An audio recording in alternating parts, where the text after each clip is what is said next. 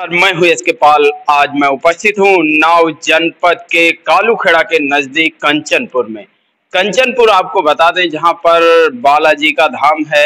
यहाँ पर बहुत ही प्राचीन काल का ये मंदिर है जहाँ पर लोगों की आस्था का केंद्र माना जाता है। यहाँ पर सैकड़ों भक्तगण प्रतिदिन आते हैं। मंगलवार और शनिवार के दिन 2 दिन सप्ताह में आते हैं और उनकी मनोकामनाएं पूर्ण होती हैं।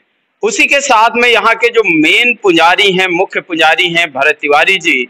आइए जानते हैं क्या है इसकी महत्ता और कब इस जो बालाजी का दरबार है यहाँ पर इन लोगों को कब मालूम हुआ कि यहाँ की महत्ता है कि बालाजी के दर्शन करने से लोगों का फायदा होता है, क्या है। पंडित जी, यहाँ पर जो मंदिर है इसकी जानकारी कब मिली कि ये मंदिर यहाँ पर जो है दिव्य अलौकिक मंदिर है, इसका क्या महत्व है कि कुछ लोगों को फायदा होता है या नहीं होता है, शुरुआत में कब जानकारी मिली। असल में मंदिर लगभग हमारे परिवार के लोग लगभग 140 वर्ष से इस धर्म स्थल पर रहे हैं और इसके पहले हमारे माता पिता थे। माता पिता के बाद हम यहाँ पर आए 1990 के आसपास से और हमारे माता पिता लगभग 60 वर्ष यहाँ पहले रह चुके हैं।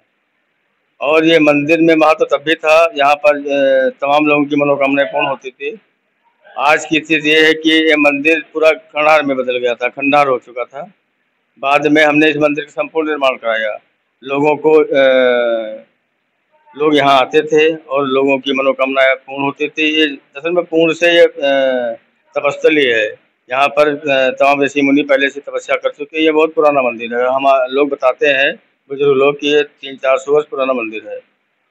तो महत्वता तो इसकी मंदिर की है क्योंकि मिट्टी की जमीन की, यहाँ हनुमान जी की कच्ची मिट्टी की मूर्ति है और उन्हीं का सारा यह चमत्कार है। हम आप तो एक माध्यम है, भक्त और भगवान के बीच का एक रास्ता है। बाकी जैसा जैसा लोग सोचते हैं वैसा वैसा उनको प्राप्त होता है। नहीं, जब आपने बताया कि ये खंडहर बन चुका था तो क्या वो हनुमान जी की, बालाजी की मूर्ति भी खंडहर में मिल गई थी या उस समय भी मूर्ति थी? पुरानी मूर्ति ही, उसको हमने जीर्णोद्धार करा दिया और उसको एक भव्य मंदिर के रूप में निर्मित कर दिया। तो ये मंदिर में तो इसकी जो मिट्टी की मूर्ति है इसके सामने खड़े होने से ही एहसास होता है कि इसमें कोई नई ऊर्जा है। यहाँ पर जो दर्शनार्थी आते हैं, श्रद्धालु आते हैं, वो कहाँ कहाँ से कितनी दूरी के लगभग आते हैं? लगभग 400-500 किलोमीटर तक के लोग आते हैं। 20-25 जिले के लोग आते हैं और ये मंदिर निःशुल्क है पूर्णतया, इसलिए ज़्यादातर भीड़ होती है। यहाँ शनिवार मंगलवार को तागा बंधन होता है और उस बंधन से तमाम तरह की बीमारियाँ खत्म हो जाती हैं। तो वह ईश्वर की ही कृपा है। नहीं तो क्या माना जाए कि जो तागा बंधन है उससे डॉक्टर के पास नहीं जाना पड़ेगा या जो तागा बंधन है उसी से सारी बीमारियां दूर हो जाएंगी? देखिए, हनुमान जी का जो प्रसाद रूप से तागा बंधन बनता है, व्यक्ति के अंदर जो गलत ऊर्जाएं होती हैं उसका वो छीण करते हैं। बल्कि उसमें कृपा तो हनुमान जी की होती है। बल्कि जैसे कोई मर्ज आपके पास है, मर्ज की दवा तो करानी पड़ेगी आपको। हाँ, अब यह है कि आस्था और विश्वास से उसका मर्ज भी ठीक हो जाता है। बिना दवा के कोई चीज़ ठीक नहीं हो सकती, ये सही है। लेकिन अगले का विश्वास कि हम तागा बांध दीजिए पंडित जी, हम ठीक हो जाएंगे, तो विश्वास भगवान विश्वास का ही है। विश्वास जो है उसी से जो है कहा जाए कि आस्था का केंद्र बना हुआ है। लेकिन यहाँ पर जो भी लोग आते हैं उनको क्या कुछ आपको बैक जो फीड मिलता होगा कि पंडित जी हम आए थे और तागा बंधन कराए तो हमको कुछ लाभ हुआ, या जो हमारी शारीरिक कुछ बुरी कहा जाए कि आत्माएं थी उनसे दूर हुए, क्या कुछ ऐसा लोगों का? तागा बंधन से लोगों का विचार ये है कि एक तो दारू मीठ छूट जाती है, दूसरी चीज जो पूजा पाठ नहीं करते हैं वो भक्ति लाइन में जुड़ जाते हैं। सनातन का दर्शन बढ़ावा हो रहा है और ये धर्म का प्रचार भी है कि जिनके लड़के परिवार नास्तिक हो चुके हैं, दारू मीठ में उलझे हुए हैं, उनके प्रवृत्ति बदल जाती है और वो एक सही दिशा को चल देते हैं। तो सबसे बड़ा लाभ ये होता है, औरतें उनकी पत्नियां बहुत खुश होती हैं। जिनके पति दारू मीठ से बाधित हैं वो सभी लोग पसंद रहते हैं, इसलिए यहाँ अत्यधिक भीड़ बनी रहती है।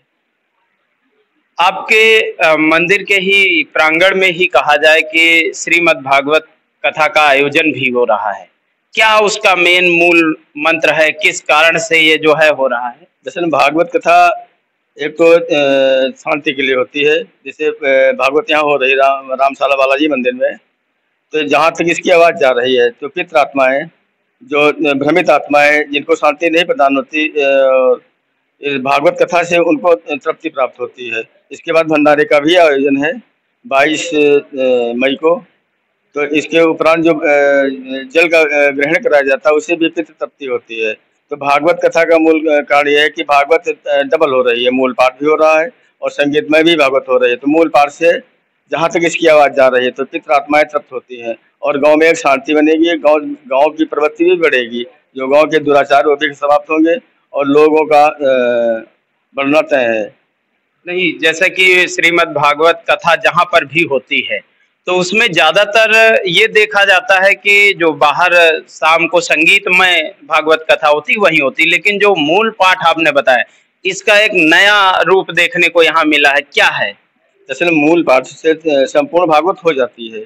संस्कृत जो आपका, और संस्कृत में ही ज्यादातर मूल पाठ होता है, और ये जो भागवत संगीत में होती है इसमें संपूर्ण भागवत नहीं हो पाती है।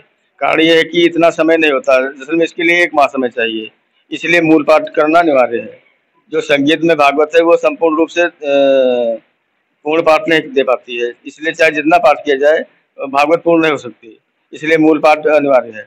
मूल पाठ ही मेन भागवत है। तो महाराज जी, अगर ये पूरा पाठ नहीं हो पाता तो क्या हम लोगों को उसका फल मिलता होगा अगर अधूरा पाठ? जैसे भगवान का एक क्षण भी पूजा किया जाए तो उसका भी फल मिलता है। तो जितना जो कुछ होता है वो फलदायी ही है।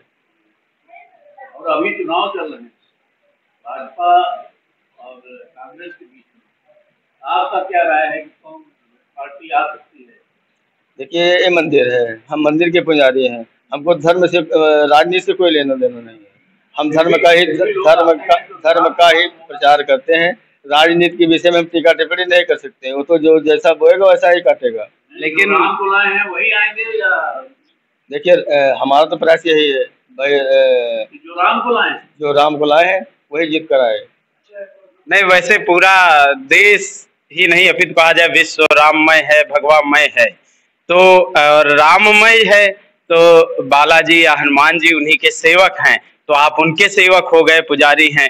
तो क्या आपका लक्ष्य रहता है कि राममय ही होना चाहिए कि और कुछ हो जाए? तो राममय ही होना चाहिए। हम तो सनातन के ही पुजारी हैं, तो सनातन को तो बढ़ाएंगे ही।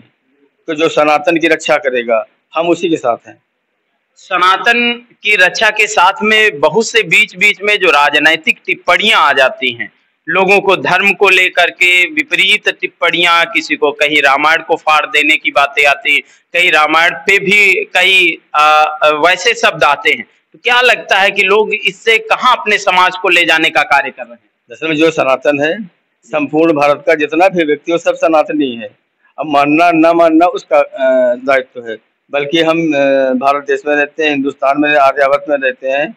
तो समाज में अगर हम अपने धर्म को नहीं बढ़ाएंगे तो धर्म को अन्य लोग जो इसके जो प्रभाव पड़ रहे हैं वो अनैतिक राजनीति के कारण बढ़ रहे हैं। क्योंकि जब कोई अच्छा काम होता है, धर्म का काम होता है, तो गलत वहाँ ऊर्जाएं उसको ग्रसित करती है। तो जो जैसे भाजपा धर्म का प्रचार कर रही है, तो इसके जो विरोधी राक्षसी प्रवृत्ति के लोग हैं इसका विरोध तो करेंगे ही, बल्कि हमारा आपका दायित्व है कि हम धर्म का ही बढ़ावा दें, इसके लिए संघर्ष भी करें और धर्म को ही आगे बढ़ाएं। बहुत बहुत धन्यवाद।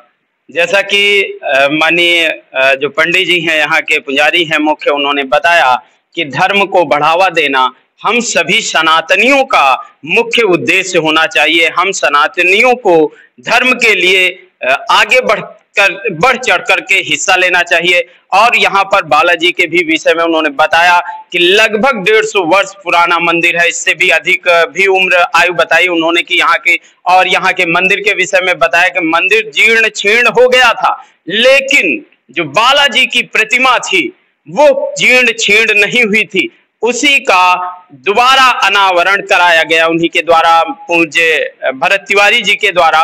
तो आगे भी देखते हैं, यहाँ पर जो कथावाचक हैं उनसे भी मिलेंगे, क्या कथावाचक में कौन कौन सी कथाओं का जिक्र किया और किस तरीके से यहाँ की कथाएं चल रही हैं, इसका भी दृश्य आपके बीच में आज दिखाएंगे।